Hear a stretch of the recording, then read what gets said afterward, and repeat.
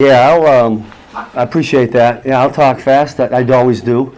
But listen. I'll just open it up and let you fire away. Coach, you had said that you had wanted to see the defense react to some adversity, and you didn't necessarily see it through the preseason. Is that what you were talking about? That was a pretty good example of it. Yeah, we were down quick. We talked the night before about you go to a place like Oakland, in the crowd, et cetera, and there's going to be an early surge by them. There always is, and we had an early surge. And what we talked about was we had to survive it and thrive in it. And I thought after we kind of plugged the hole in the dam there, we thrived a little bit and kept them out of the end zone. Now you're home and you got the crowd behind you. Yeah. How fun is that going to be, Coach? Well, it's fun if you play well because you keep the crowd in it. So hopefully both of those can work together, the crowd and the play of the players out there that wear red jerseys. The unique challenge of Lamar Jackson. The unique challenge of Lamar Jackson. Yeah.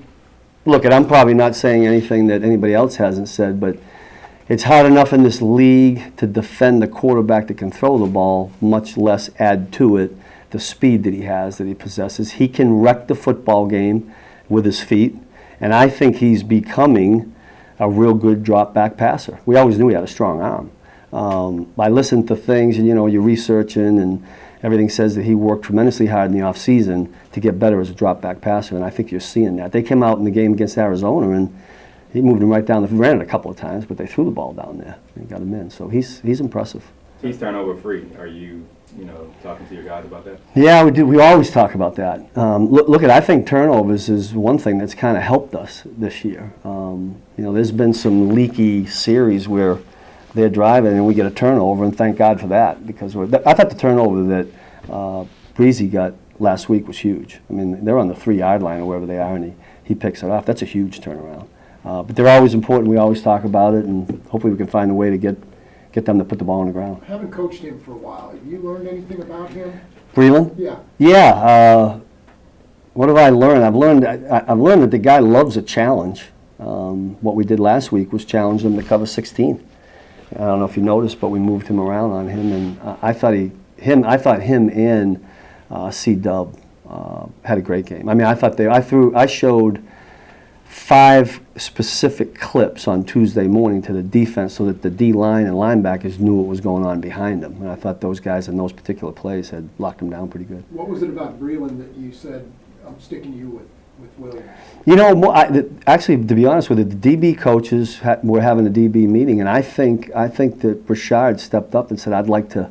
I mean, and you like that in a player. And the coaches came to me, and I thought, if that's what he wants to do, it's a great idea. Let's roll with it. Is he maybe more of a physical player than you maybe anticipated he would be? I'm not so sure about that, because I remember watching the tape that he was a tackler. I thought he supported the run really, really well.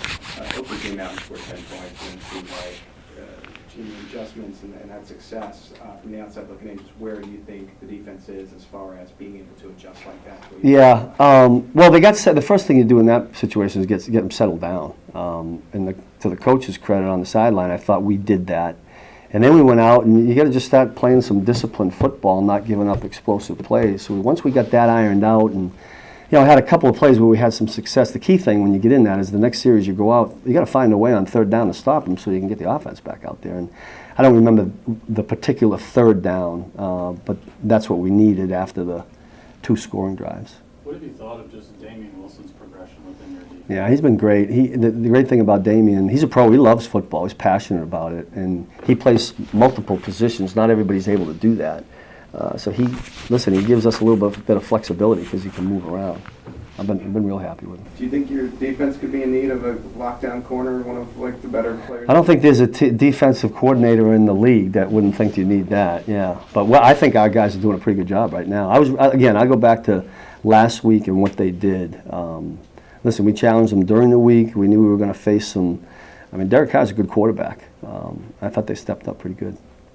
You talked during training camp about Travarius Ward being really comfortable in man, but having a lot to pick up in zone. It seemed like you were kind of giving him some more man opportunities against Oakland. Is that a plan for him going forward? Give him more man opportunities? Well, I'll be honest with you. We haven't gotten to the point where we plan a coverage call based on one guy. So we do a mixture of man and zone, and it may have worked out that way because sometimes it's one side's man, one side's zone, and it might have happened that way. But I do like him when he's up there pressed. He's a long corner, and again, I go back to both of those guys. I thought they helped us win the football game.